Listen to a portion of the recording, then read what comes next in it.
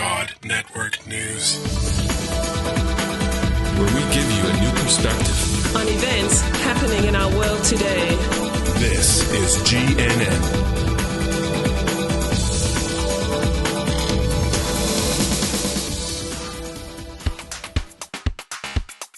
This is God Network News, episode 35.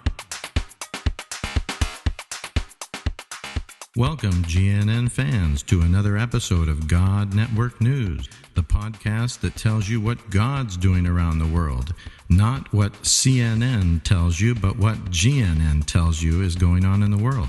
If you're tired of listening to all of that crisis network news and you want to hear what God's doing, well, give us a listen.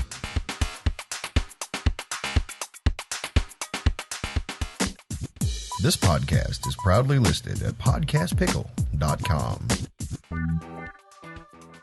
We are excited to be bringing you today on this episode an electronic book as a gift from us to you of the new book that is out just hot off the press called There's a Sheep in My Bathtub.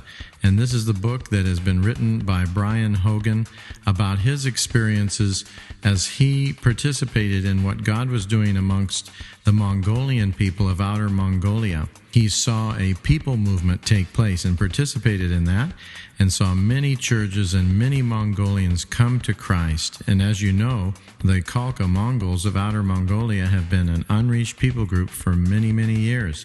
And we're just now seeing over the past few years many thousands and tens of thousands of Mongolians coming to Christ. So this is an exciting book that's about Brian's story and his family's story about how they saw God move in a mighty way amongst the Mongolian people.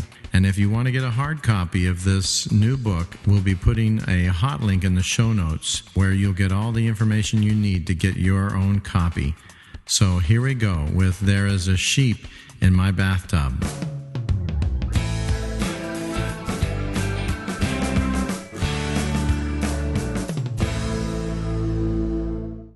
Chapter 2, Jumpstart. The path leading to that frigid day in Beijing had begun a decade earlier, during my second year at Cal Poly in San Luis Obispo. I was reading a magazine I'd found in the dormitory called In Other Words, a publication of Wycliffe Bible translators, when the Holy Spirit fell on me and I began to sob uncontrollably. God poured into my spirit his passion for nations that had never heard. I knew immediately that this was what people called a call to missions. I just had no clear idea what missions was. I spent the next 5 years figuring out what God wanted me to do with this call. The first thing I did was to change my major, which had been natural resources management. I reasoned that working in the forest, which had always been my dream, was definitely not what I was supposed to do now. Whatever missions meant, I was pretty sure it had something to do with people. So I switched to a major in English. Since I had no clear idea of what I was preparing for, a general education seemed the best way to go. Besides, English had always been my favorite subject next to history, so why torture myself with something I didn't enjoy? It wasn't long before I began to think that the whole college thing was a distraction from what God wanted for me. I had already decided that the main reason I was in college was so that I could be a part of the church in San Luis Obispo. I began to think it might be simpler just to leave school and to pursue my mission path. I was heedlessly about to do just that when I felt God telling me to submit the decision to my mother's approval. I knew that wasn't my thought. It sounded crazy. Of course she'd say no. Besides, I was almost 20. But the fact that I knew it wasn't my idea led me to take it seriously. If God wanted me to drop out, I knew he could overpower my mom and make her tell me to go ahead with my plans. I waited until she came up for a visit and took her on a walk through the incredible sea oak forest in nearby Los Osos. The chill coastal fog raised goosebumps on my bare arms as Mom and I made our way among the gnarled and twisted moss-hung trees in the preserve. It was the kind of place I imagine ancient druids collecting mistletoe, and the aroma of damp oak and loam powerfully conjured that otherworldly vibe. Mom knew something was up, and when we stopped to relax on a trunk that followed the ground rather than reaching up for the sky, she pressed me to spill my guts and end the mystery. Would she promise to really pray about something, even if she had strong feelings about it? When she agreed, I asked her to check with God and see if He wanted me to drop out of college. She was honest about her feelings against it, but she promised to get God's opinion on the matter. The rest of her visit, we were both a little subdued. True to her word, Mom really did seek God, and a few days later called and told me she felt I wasn't finished at Cal Poly. Since I had been telling God I would take whatever she said as guidance direct from Him, I was trapped. I stuck things out at college. Actually, it was no great sacrifice. My studies didn't tax me very much. My grades were good. I was on track to finish in 4 years, quite a feat for Cal Poly. During my third year, I joined a special school that was being offered at the Vineyard Christian Fellowship, the church I'd been attending. It was a high-intensity and commitment discipleship school that was supposed to be first priority before college or any other commitments. The School of Discipleship ran for 9 months and combined intensive Bible study, relationships, and ministry opportunities. About 35 of us went through it. We all got extremely close and even more devoted to Jesus. One of the young women in the class, Louise Hugo, came to me several times and asked for a lift home. But thrifty and practical as always, I found someone who lived closer to her to take her home. I didn't have any idea she was attracted to me, and eventually she told God He could have me back. She was content to remain a single woman for Christ. At the end of the school year, we were all sharing our summer plans, and I was surprised to hear Louise was going to lifeguard in a summer camp, just as I was planning to do. We talked a bit about this and said our goodbyes along with everyone else. I didn't think any more about it until I received a postcard from Louise halfway through the summer. She had ended up moving to Santa Barbara to help our pastor, Jack Little, with a new vineyard church plant there. She was also lifeguarding, but at the YMCA. The main thing that caught my eye was her signature, Love Louise. I had a lot of time to think while I cleaned the pool all alone. I spent a lot of time thinking about Louise and kicking myself for having never noticed her much. She wrote love. I wondered how much. Just after classes started again, I drove down to a worship concert in Santa Barbara. It was in a large auditorium, and as I was walking up the ramp to leave, I caught sight of Louise walking out ahead of me. I ran up behind her, intending to strike up a conversation and surprise her. I put my arms around her from behind and said, "So when are you going to marry me?" I couldn't believe what had just popped out of my mouth. Louise looked over her shoulder and saw me. "So when are you going to ask?" We were both a bit shocked by what had just happened, and conversation lagged a bit as we walked out into the parking lot. We arranged to meet at a coffee shop where some friends were gathering after the event. We slid into the booth next to each other and about 10 others. At some point, I leaned over and whispered, "About what you said earlier, I'm asking." With all the others sitting around us and suspecting nothing, we managed to decide that we'd better pray about it. We discovered we were both called to missions work, whatever that meant. We agreed to pray until we knew and then make plans accordingly. We said goodnight and headed back north in separate cars, without a kiss. I prayed about marrying Louise until the next morning. By then I was sure. I called her and took her out to a Mexican restaurant built over the creek in front of the old Spanish mission in San Luis Obispo, our first date. I didn't waste any time in telling her I had heard from God that we were supposed to be married. She told me she hadn't gotten any word yet and she would need more time. That was okay. I knew God would tell her the same thing. Ha! That was the longest week of my life. But at the end of a week, Louise Hugo shared my conviction that we were going to be man and wife. We made it official on October 8th, 1983. Although we had to keep it a secret for several weeks so Louise could make a visit to her home in the Mojave Desert and break the news to her devout Catholic parents. Just a week after we both graduated from Cal Poly, Louise and I were married. It was the 16th of June, 1984, just 8.5 months after I had blurted out that surprising proposal. God had plans that were bigger than either of us could begin to imagine. Our first year of marital bliss was anything but. After 4 months of slogging away in menial and uninspiring jobs, an opportunity to minister came our way. My Grandma Alice was suffering from Alzheimer's dementia. She and my grandfather needed help if they were going to keep living in their home in Las Vegas. My aunt was building an addition onto her home for them, but it would take time. Louise and I offered to move in with my grandparents until their new place was ready. Making new friends in a strange city while living in a single room of someone else's home is not the easiest thing for newlyweds still struggling with their developing relationship. Caring for Grandma Alice was another challenge. She was losing the ability to carry out the simplest tasks, and Louise needed to take over many of them. Grandma would constantly put things away in odd places, causing us to engage in hour-long searches for car keys and wallets. She'd take a walk every day and buy a dozen eggs every time. We were giving eggs away every week, even while we struggled to buy other groceries on our small salaries. We both ended up lifeguarding and teaching at the YMCA pool, and we had agreed to pay for groceries in lieu of rent. To spare their dignity, my grandparents had been told they were helping us out. At church one Sunday, we were introduced to a group from a Christian boys' home called the Mizpah House. We began to volunteer there and eventually hired on as counselors. I loved working with these delinquent kids. Their main trouble seemed to be an excess of personality, and I found I enjoyed being around them. Within the structure of the group home program, real relationships and growth were happening all the time. It was exhilarating, and yet it could be heartbreaking at the same time. We often lost kids through running away or violating the law, both of which resulted in transport to youth prison. Connecting with a boy and hoping he would make it, and then having him run away and lose his place in the program brought grief. It hurt.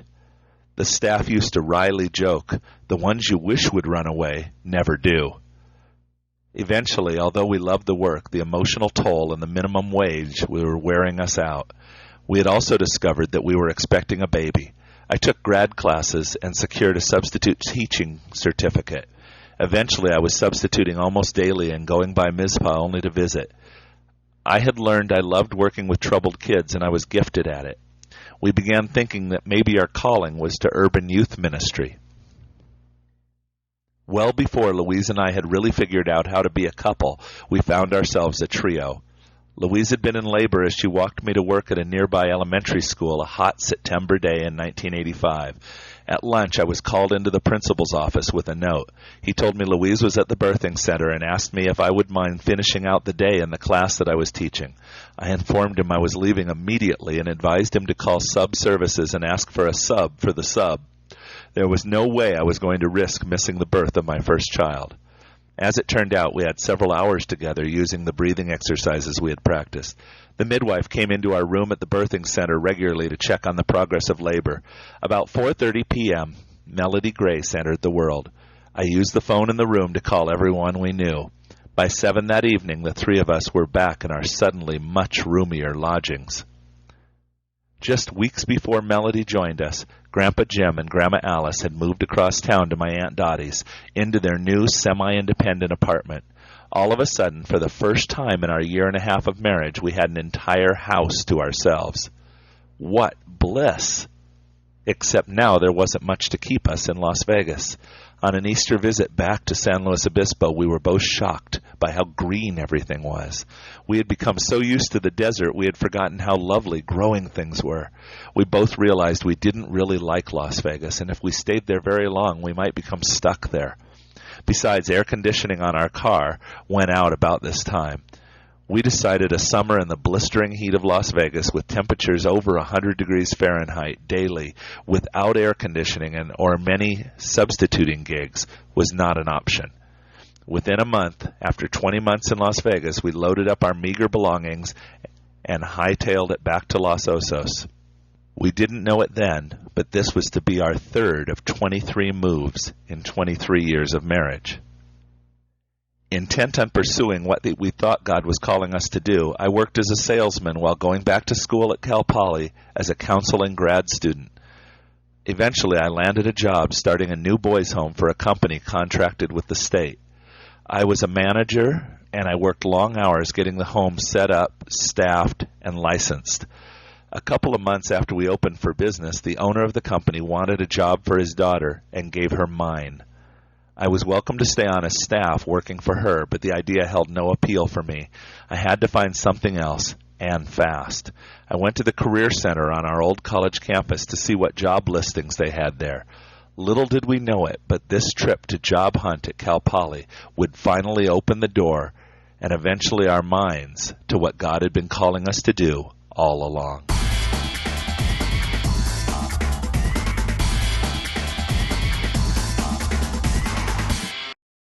We want to give you a little bit of information about what is on our website. When you go visit www.godnews.podomatic.com, there are a few of our favorite links that we have there that we wanted to tell you about. One of them is a really cool ministry called Create International, and there's a hot link on the website to them. They have some fantastic resources for missions work. Whether you are involved in mobilizing for missions or teaching missions in your church or in your Bible school, or you perhaps need some resources to be used in evangelism cross-culturally, they've got it all. Really a fantastic media ministry, and you can visit them at www.createinternational.com. That's www.createinternational.com. And if you want to go directly to their resource page and get some of their resources, just go to www.createinternational.com/store. And you can get some great resources there. Another really fantastic website that is connected to that ministry is called indigitech.net.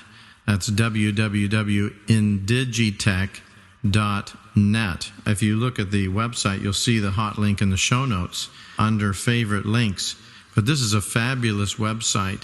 It has probably over 800 external links to other mission agencies' websites that have resources that can be used for evangelism and mobilization for unreached people groups especially. And so this is like a one-stop shopping center where you can go and get all kinds of resources. And most of it's downloadable for free over the internet. And one thing that I just noticed, that indigitech.net has put up all of the evangelistic films that Create International has produced in several different formats, downloadable for free. That's right, downloadable for free, so that you can download them, use them on your computer to show. Maybe you're going on an outreach, you can put them on your iPod, your MP3 player, whatever it might be. You can download the files from them for free. You can burn DVDs from that or VCDs, whatever format you happen to be using.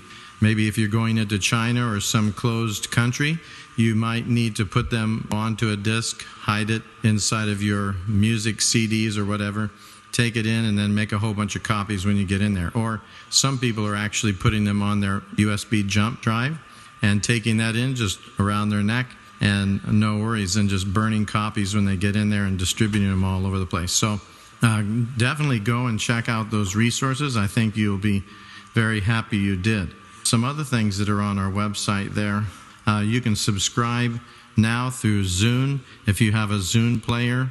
I know they've got some new updates to Zune, and if you have one of those, you can click a little hot link button there and automatically sign up for the podcast there using your Zune. Or it has iTunes and also Miro, or Miro if you pronounce it that way, M-I-R-O. A lot of people are using this service especially to watch videos.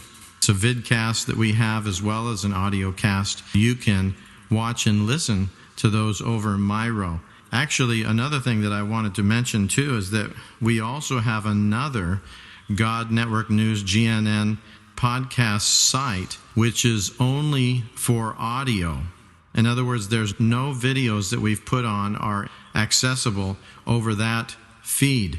It's a whole new feed, completely different feed, and you can find that feed on iTunes, or you can go directly to our webpage with that new feed at www.godnetworknews.mypodcast.com.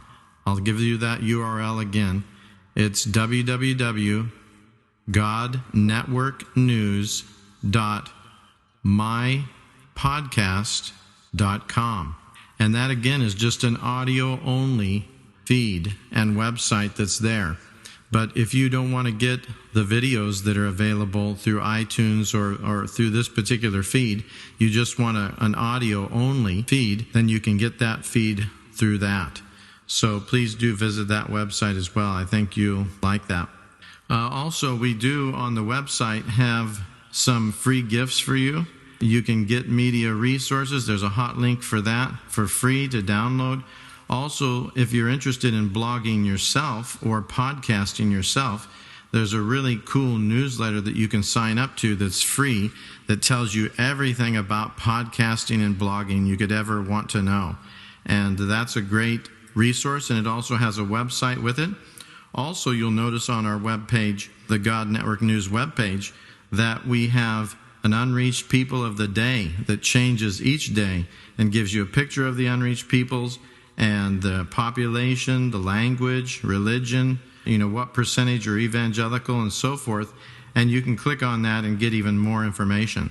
And while you're at our webpage, we'd love it if you voted for us or gave us a little bit of a promotion plug by clicking on one of our hot links there to services on the internet for podcasters, Christian podcasters.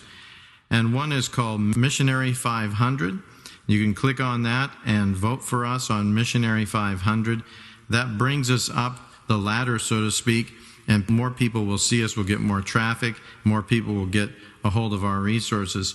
Also, right next to that is a button for godcast1000.com. That is the largest Christian podcasting directory in the world. And if you click on that, you can vote for us, give us a little promotion to go up the ladder, so to speak, so more people can be receiving our information. And there's other links as well there, friends, like Story for All podcast and others that you can click on and get some fabulous resources from. So please do go to our website and check it out. There's lots of great resources, and if you don't go to it, you're missing out. And that, again, that URL for you to visit is www.godnews.podomatic.com.